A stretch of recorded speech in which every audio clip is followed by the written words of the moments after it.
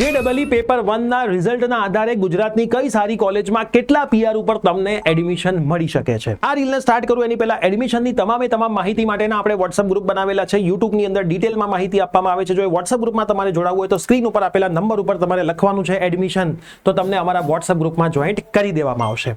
અહીંયા આપણે વાત કરીએ JEE પેપર નંબર 1 આધારિત ગુજરાતની કોઈ પણ સારી ગવર્મેન્ટ કોલેજમાં 5% સીટ્સ હોય છે, જેનું એડમિશન ACPC થ્રુ કરવામાં આવે છે.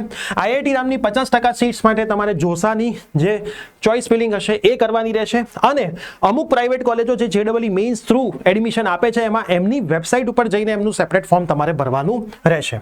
હું ટોપ NIT ની વાત કરું તો કોમ્પ્યુટરમાં 99.50 PR, ટોપ IIT ની વાત કરું તો 98.30 PR, એની NIT હોય તો 98 PR ને એની IIT હોય તો 97 PR છે. બીજી કોઈ બી કોર બ્રાન્ચ છે એમાં ટોપ NIT માં 97.50 PR અને કોઈ પણ IIT માં 96.50 PR મિનિમમ રિક્વાયરમેન્ટ હોય છે. આ ઓપન કેટેગરીનો 2025 નો ડેટા છે.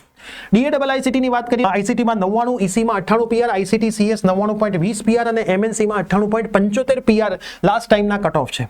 એ જ રીતે નિરમા અમદાવાદનો પણ તમે ડેટા જોઈ શકો છો. જે ડેટામાં ડેશ મારેલો છે ત્યાં એ બ્રાન્ચ અવેલેબલ નથી.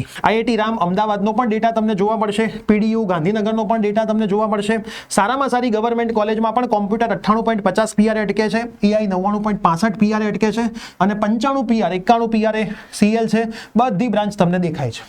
CL નો મતલબ થાય છે સિવિલ. કોઈ પણ ગવર્મેન્ટ કોલેજ છે ગુજરાતમાં એમાં પણ PR મોસ્ટ પ્રોબેબલી 90+ તમારે જોઈએ છે. નોર્મલ જે બધી બ્રાન્ચ છે એમાં 85 PR ની આસપાસ તમને અહીંયા એડમિશન મળતું હોય છે.